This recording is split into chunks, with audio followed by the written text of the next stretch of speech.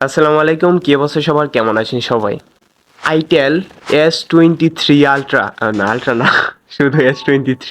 এই মোবাইলটা আপনার জন্য কিরকম হবে? আপনি কিনলে কি এটা সত্যি লাভবান হবেন? আপনি কিরকম ইউজার হলে এই মোবাইলটি আপনি কিনতে পারেন? আর দেখবো এটা কি আপনার কোয়ালিটির কিনা।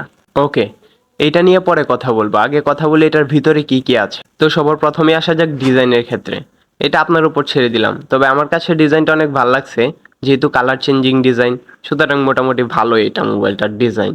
তারপর ভাই সরাসরি ডিসপ্লের ক্ষেত্রে যাওয়া যাক। ডিসপ্লে ভাই 720p অর্থাৎ এইচডি, আর হইলো 90 হার্জের রিফ্রেশ রেট।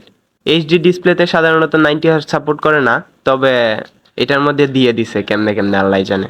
তারপর ভাই সরাসরি যাক প্রসেসরের ক্ষেত্রে, ভাই পারফরমেন্স মোটামুটি ভালো, তবে আপনি যে গেম খেলবেন এরকম প্রসেসর কিন্তু এটার ভিতরে নাই। এটার ভিতরে দেওয়া হয়েছে ইউনিসোস T606 প্রসেসরটি। সাধারণত এই বাজেটের সব মোবাইলে এইরকম প্রসেসরই দেওয়া হয়, তো এই প্রসেসরটা আপনাকে এত ভালো পারফরমেন্স না দিতে পারলেও মোটামুটি একটা পারফরমেন্স আপনাকে দিবে। তারপর আসা যাক ভাই র্যাম রম। ভাই র্যামের ক্ষেত্রে ভাই দুইটা ভেরিয়েন্ট আছে, 4 জিবি এবং 8 জিবি। দুইটার মধ্যে 2000 টাকা করে মনে হয় পার্থক্য। আর রম সেম, 128 জিবি। তারপরে আসা যাক ব্যাটারির ক্ষেত্রে। ব্যাটারি ভাই 5000 mAh, কিন্তু ভাই চার্জারটার ক্ষেত্রে মাইরা দিছে 10 ওয়াটের চার্জার। যদিও এই বাজেটে এর চেয়ে ভালো চার্জার আশা করা যায় না, তবে একটু ভালো দিলে মনে হয় ভালো হইতো। তারপর ভাই camera, dual camera set up, 50 মেগাপিক্সেলের মেইন শুটার, মোটামুটি ভালোই ক্যামেরা বলা চলে এই বাজেট অনুযায়ী। এবার চলেন দেখা যাক এই মোবাইলটা কি আপনার জন্যই, এটা আমরা যাচাই করি। এই মোবাইলটা যারা কিনবেন তারা হলো সাধারণত 30 বছরের উপরে যারা আছেন, কিংবা যারা সাধারণত হ্যালো হাই আর গেম টেম খেলেন না তাদের জন্য।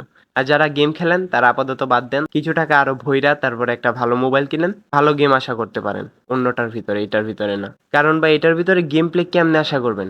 ফ্রি ফায়ার খেলবেন, প্রথম 2-3 মাস ভালো খেলতে পারবেন, তারপর আস্তে আস্তে ড্যামেজ হয়ে যাবে, এটা সাধারণ ব্যাপার, সিম্পল। কারণ 10-12 হাজার টাকার ফোনে 3-4 মাসের বেশি খেলা যায় না। যদি আপনার মনে হয় যে 3-4 মাস পর পর আপনি মোবাইল চেঞ্জ করতে পারেন, তাইলে আপনি মোবাইলটা নিতে পারেন আপাতত গেম খেলার জন্য, আর নয়তো বাদ দেন।